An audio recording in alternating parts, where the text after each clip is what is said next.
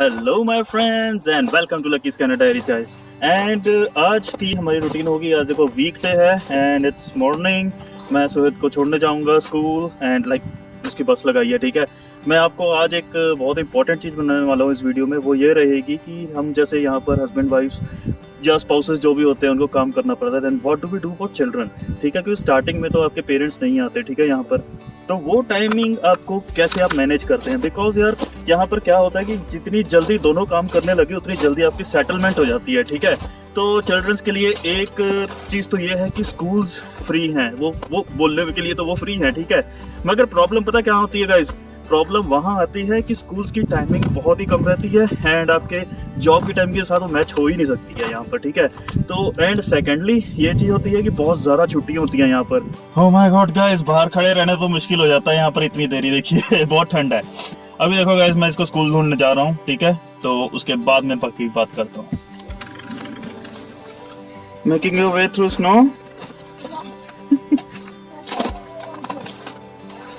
Yeah, it is so slippery.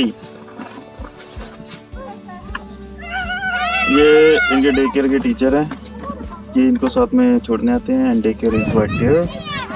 Bright beginnings. और वो बस आ गई है जी।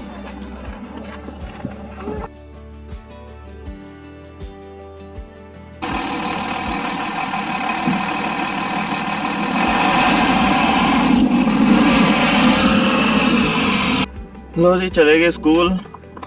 आगे बढ़ने से पहले guys please be sure to like and subscribe and चलिए आगे चलते गाइस। तो गाइस मैं अभी आपको यहाँ पर डे केयर का सिस्टम बताता हूँ कि कैसे हमारा रहता है, कैसे हम मैनेज करते हैं और मैंने कैसे मैनेज किया था। तो हमने यहाँ पर सबसे पहले आते ही सबसे पहले हमारी ये चीज़ थी कि जल्दी जल्दी जॉब लगी, क्योंकि एक बंदा कमाता है तो उसकी सैलरी में से नॉर्मली यहाँ के खर्चे निकलते हैं, सेविंग कुछ नहीं होती। ठीक है, दूसरा बंदा कमाएगा तभी सेविंग होएगी और वो सेविंग्स तभी आपके काम आएगी, आपको पहला घर लेने के लिए और आपकी कुछ आगे की प्लानिंग्स पूरी होने के लिए। राइट, इवन आपको इंडिया बैक होम जाना है तब भी टिकट्स लगती हैं, बहुत खर्चा होता है। ठीक है, तो उसके लिए भी कुछ सेविंग्स जरूरी हैं। तो वो हमने कैसे करा वो मैं बताता हूँ। मैंने और मेरी वाइफ ने, सबसे पहले तो मैं जॉब पे लगा था, 2 महीने बाद मेरी वाइफ को जॉब लगी। पहली चीज तो डे केयर्स भी मिलने बहुत मुश्किल होते हैं। डे केयर्स में आप जाते हैं तो नॉर्मली आपके घर के पास जितने भी डे केयर्स होते हैं, क्योंकि आप रहते हैं कोई अच्छी लोकेलिटी में, तो जितनी भी अच्छी लोकेलिटी के आसपास जितने भी डे केयर्स होते हैं नॉर्मली बहुत मुश्किल होता है वहाँ पर एडमिशन मिलना, क्योंकि ज्यादातर सारे काम ही करते हैं। ठीक है, यहाँ पर हस्बैंड वाइफ दोनों काम कर रहे होते हैं एंड बच्चे सारे डे केयर में जाते हैं, तो सीट्स अवेलेबल नहीं होती। डे केयर के पास एक फिक्स्ड सीट होती है, वो ना कर सकते, स्कूल्स आपको नहीं कर सकते। ठीक है, स्कूल्स जितने भी होंगे आपके घर के पास आपको इजीली एडमिशन मिल जाएगी। तो डे केयर्स में जाके 2-3 में नाम लिखवाना पड़ता है भी, if there is any opportunity या ओपनिंग तो हमें प्लीज कॉल कीजिए। तो एक तो ये रजिस्टर्ड डे केयर्स की बात कर रहे हैं, 9 अनरजिस्टर्ड डे केयर्स भी होते हैं जो लोग बिना लाइसेंस के घर पे बच्चे रखते हैं, मगर वो कुछ पर्टिकुलर अमाउंट के ही बच्चे रख सकते हैं, 5 से 10, उससे ज्यादा नहीं। ठीक है गाइस, तो वहाँ यहाँ पर रखते हैं ऐसे बच्चे, मगर मैंने कभी ऐसे में डे केयर्स में कभी डाला नहीं है। मैं हमेशा रजिस्टर्ड डे केयर में ही डाला है। और YWCA का डे केयर था गाइस एंड YMCA के डे केयर्स होते हैं जो गवर्नमेंट के ऑपरेटेड होते हैं, बहुत अच्छे डे केयर्स रहते हैं। तो वहाँ हमने डाला था एंड इसकी प्रोग्रेस भी बहुत अच्छी हुई थी, क्योंकि यहाँ पर आते ही कैसे इंग्लिश में बोलना है, कैसे इंटरेक्ट करना है अपने फ्रेंड्स के साथ या अपने ग्रुप के बच्चों के साथ, वो बहुत जल्दी सीख गया था ये।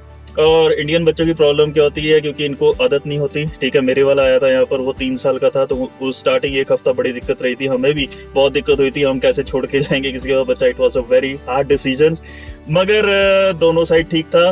1-2 हफ्ते की बात होती है, 15 दिन बाद एवरीथिंग वेंट एब्सोल्युटली स्मूथ और अभी तक ऐसे ही चलता आ रहा है। हम उसको, जैसे मैं जाता था सुबह ऑफिस पे या मेरी टाइमिंग होती थी या मेरी वाइफ की टाइमिंग जो भी मैच होती थी, वो वैसे वहाँ पर ड्रॉप कराए, काम खत्म हुआ 8 घंटे बाद उसको पिक कर लिया। डे केयर्स की टाइमिंग नॉर्मली होती है 6:30-7 बजे तक यहाँ पर, तो उस टाइम तक तो सब फ्री हो ही जाते हैं नॉर्मली। ठीक है, अगर आपकी डे जॉब है ये सब है तो नॉर्मली आप नाइट जॉब भी करते हैं, उस हिसाब से आपको यार अपनी सेटिंग बिठानी पड़ती है। ठीक है, मेन चीज़ ये है। तो स्टार्टिंग के टाइम ये होता है नॉर्मली, फिर डे केयर्स की फीस की बात आ जाती है गाइस। फीस ऐसी रहती है कि जितना छोटा बच्चा होगा उतना महंगा होगा, राइट। मतलब कि उसको उतने टेक केयर की रिक्वायरमेंट होगी, उतना उसके टेक केयर करनी पड़ेगी, तो इसलिए वो ज्यादा उसकी फीस लेते हैं।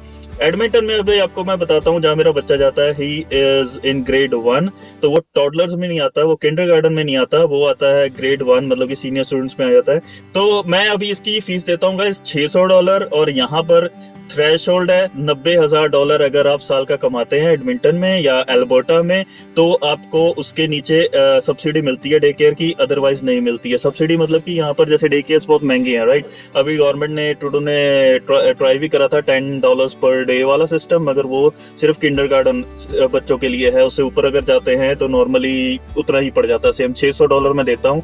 नॉर्मली इसकी फीस है $800, 200 मुझे गवर्नमेंट से मिलता है, 600 मैं पे करता हूँ, तो अपनी गाड़ी चलती है। अगर बच्चा छोटा होता है, अभी जो $10 चालू करा है, तो वो बहुत अच्छी चीज करी है उन्होंने। उससे क्या है कि आपको $10 पर डे, मतलब कि अगर 1200 के आसपास होती है डे केयर की फीस यहाँ पर एडमिंटन एल्बर्टा में, तो 1200 में से वो, अगर आपकी सैलरी 90,000 से कम आती है, तो आपको $10 पर डे ऐसे पड़ता है।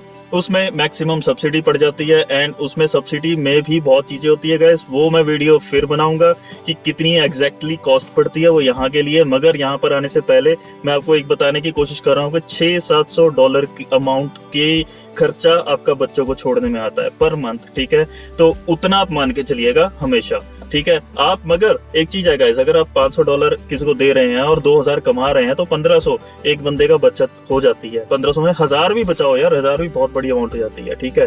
क्योंकि 1-2 साल बाद आपकी क्रेडिट हिस्ट्री बनी, 2 साल बाद आपने घर लिया, तो 12-24 आप बचाते हो। अगर घर की कीमत है आपकी जैसे 4 लाख, ठीक है, 5% आपको डाउन देना पड़ता है, 4-5-20, 20,000 डाउन दीजिए आप, बाकी 4,000 आपके और सरप्लस के खर्चे होते हैं, जैसे कि आपके मोर्टगेज एडवाइजर हो गए और बैंक के खर्चे, और काफी यहाँ होते हैं, 3-4 हजार आगे पीछे हो ही जाता है, ठीक है। तो उतना बचाना बहुत जरूरी है। ये एक मैं मोटी सी कैलकुलेशन बता रहा हूँ, क्योंकि हमें भी आगे घर लेना है, और मैं आपको बताऊंगा कैसे हम स्टेप बाय स्टेप चल रहे हैं इस पूरे प्रोसीजर में। एंड आज की वीडियो में मैंने यही बताना था कि बच्चे यहाँ पर जब आते हैं तो डे केयर का कैसे होता है। नॉर्मली फिर आपके पेरेंट्स आ जाते हैं, वो बहुत इजी हो जाता है, क्योंकि वो फिर $600 भी आपका बच जाता है, ठीक है। तो वो that is a different, all together different issue, ठीक है। अगर आपके पेरेंट्स नहीं आ सकते या और कोई टेक केयर नहीं कर सकता, जैसे कि यहाँ पर ज्यादातर कैनेडियंस करते हैं, तो आपको खुद ही मैनेज करना पड़ेगा, and this is how we manage, ठीक है गाइस। तो जितना छोटा बच्चा हो उतना महंगा होता है गाइस, ये याद रखिएगा इस वीडियो में। तो चलिए guys, thank you for watching to the end. I hope कि आपको यहाँ पर एक पिक्चर मिल रही है मेरे व्लॉग्स में से कि यहाँ पर लाइफ कैसी होती है। And if there are any questions and any thing I can help with, I will be very happy to do that. अभी बस सुहेब को लेके आया हूँ डे केयर से। एक्चुअली क्या है कि जहाँ इसका बस स्टैंड है, मैंने जैसे सुबह दिखाया, उसके पीछे डे केयर है, वहाँ पर जाता है ये, बस इसको उतारती है, वहाँ से डे केयर की टीचर इसको डे केयर ले जाती है, और बचिया गिरने से